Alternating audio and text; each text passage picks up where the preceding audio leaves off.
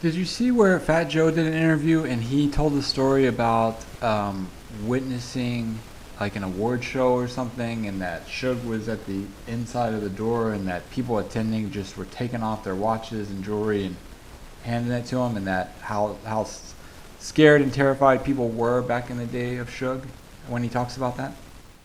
Shout out Fat Joe. Man, I like Fat Joe. For Fat Joe, I like what Fat Joe. I know I like everything, and I always say I don't like New York niggas and all that. Y'all know I just be capping, clickbaiting, fucking with y'all.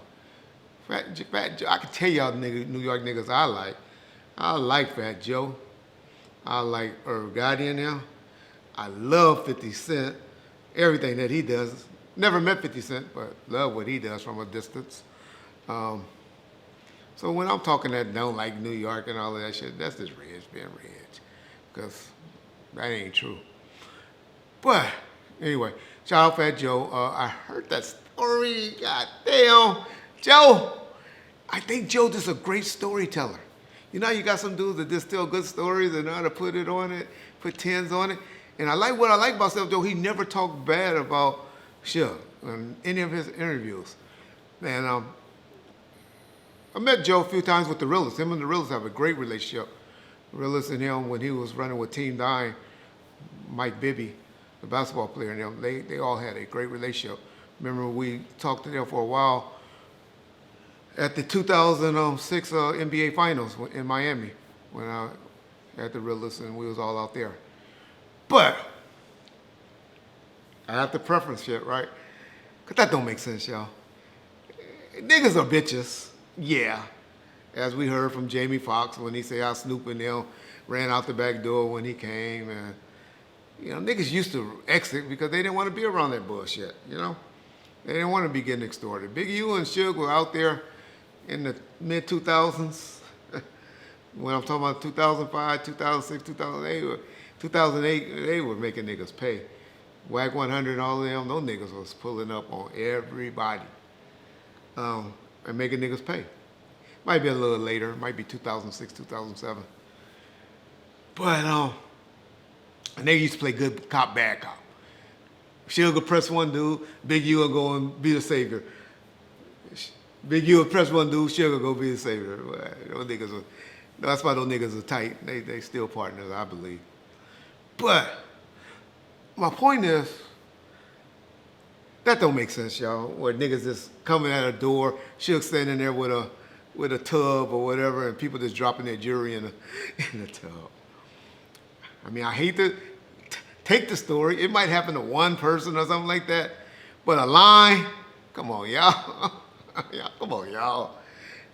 But which one y'all want to believe? So y'all believe stories like that, but then y'all believe stories where Suge always getting punked by all the gang members in L.A. You know, the Bloods, the Bounty Hunters love telling stories where they punk and Suge. I mean, I know I'm getting tore up in the comment section. Why are you hating? Why? That's the man's story. That's his man's story. Because I speak the real. That just don't make sense. Niggas ain't that much of bees. Gonna sit there, man, you have to kill me to make me take off my jewelry and all of that and put it in a thing. Yeah, it can happen once. You might get one nigga. But me to stand in a line for that to happen?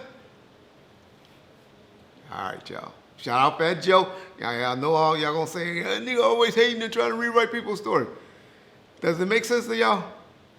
If that makes sense to y'all, if y'all could really sit there and say, oh yeah, I believe that. I believe that. I would like to, we used to have something called the CTBS scores in California. We used to have to take every year.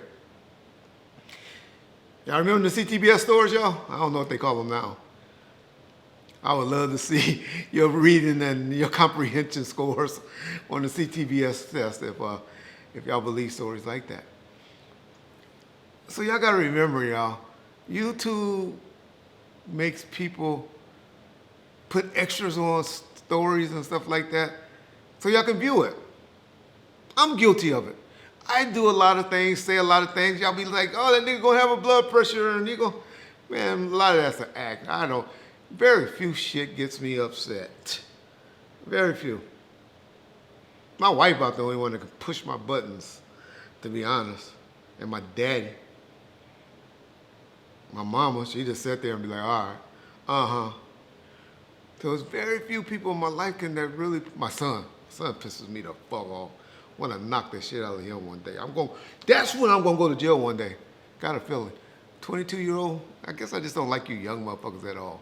Knock his ass out one day. And if this gets good enough, what's going to happen? I guarantee y'all. But and it's coming back, y'all. So all you haters, that COVID didn't knock the nigga out. But anyway, get back on track. I shout out Fat Joe once again. I got enough enemies on YouTube and enough negative people. But I call Cap on that story. You know what? Not Cap. Cap is when you just outright lying. I know I don't have no business. I'm too old to be using the word cap, but I'll be trying to relate to you motherfuckers. But, so cap is not the word. What's the word that we say? I forgot what we say, other than lie or exaggerated. Okay, I'll say, I think that was a little bit exaggerated by Fat Joe. I just can't see that happening. I don't believe that was happening. And like I said, if it happened, he just probably saw one person and he probably jetted out the back door and figured that's what was going on. But no, I don't think shit would did anything to Fat Joe because we always love Fat Joe around here.